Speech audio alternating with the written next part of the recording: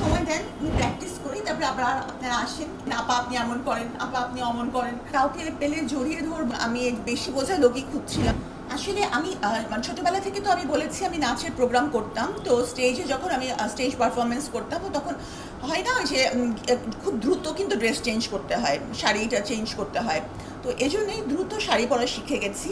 আমি কিন্তু সুন্দর করে শাড়ি পরতে পারি না, আমি খুব দ্রুত শাড়ি পরতে পারি, টুকটুক পারি, মানে জাস্ট 1 মিনিটের মধ্যে আমি শাড়ি পরতে পারি, তো এটাই। তবে খুব যে সুন্দর করে পরতে পারি তা না।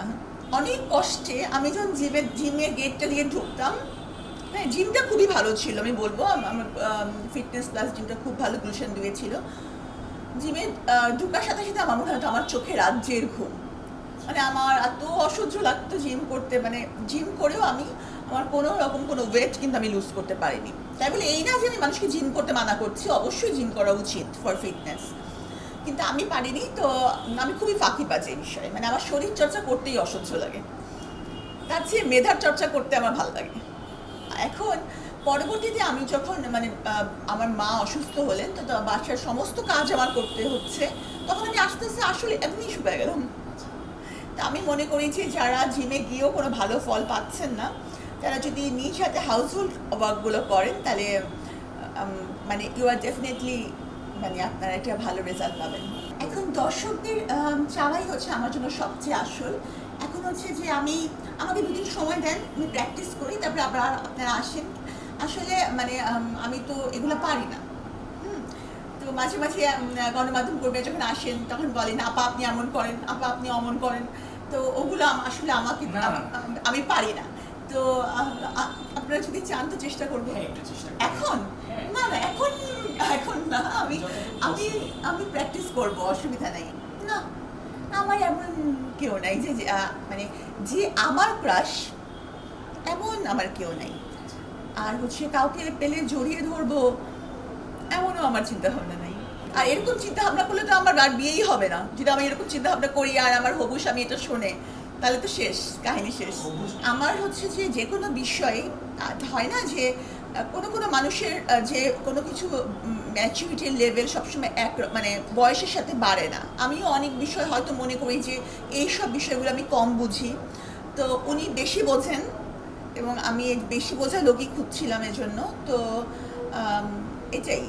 আসলে স্বপ্নের রাজপুত্র বলাটা ঠিক হবে না, কারণ স্বপ্ন দেখা আমি অনেক আগেই ছেড়ে দিয়েছি। যে মানুষ 3 বছর জেল খেটে আসে তার আর কোনো স্বপ্ন থাকে না। হ্যাঁ, আমি স্বপ্ন দেখা ছেড়ে দিয়েছি। আমি একটা কথাই বলতে চাই যে আমার মনে হয় যে যেহেতু মানে I need a support, every person whether he is a male or a female needs support in his or her life. তো সেটা শুধুমাত্র not only financial support, that is also mental support. তো আমার অবশ্যই financial as well as mental support দরকার। হ্যাঁ, তো আমার স্বামী সেই হবেন যিনি আমাকে এই দুটাই দিতে পারবেন। স্বপ্নে রাজকুমার বা সেগুলা চিন্তাভাবনা করার বয়সও নাই। আর হচ্ছে গিয়ে আমি স্বপ্ন দেখা বহু আগেই ছেড়ে দিয়েছি। যে উনি সাংবাদিক, আমি তাদেরকে এটাই বলতে চাই যে ওনাদের জন্যই আজকে সাবিনাকে সবাই চেনেন, পছন্দ করে হোক অথবা অপছন্দ করে হোক, মানে ভালো জিনিসটা দেখার জন্য হোক অথবা দোষ ত্রুটি বার করার জন্য হোক, ওনারা আমাকে দেখেন, এজন্যই আমি কৃতজ্ঞ। যারা বাজে কমেন্ট দেন তাদের প্রতিও আমি কৃতজ্ঞ, কারণ একটা মানুষ যখন একটা বাজে জিনিস শোনে বা বাজে জিনিস দেখে, তখন তারা ভাবে আচ্ছা দেখি তো ব্যাপারটা কি। এবং এই দেখার কারণে আমি আমার বন্দিনীকে মানুষের কাছে পৌঁছাতে পারছি। হ্যাঁ, এটা একটা বিরাট সাফল্য বলে আমি মনে করি, কারণ একজন নতুন লেখকের 4টা বইয়ের মুদ্রণ আসা প্রথমবার, এটা কম কথা না।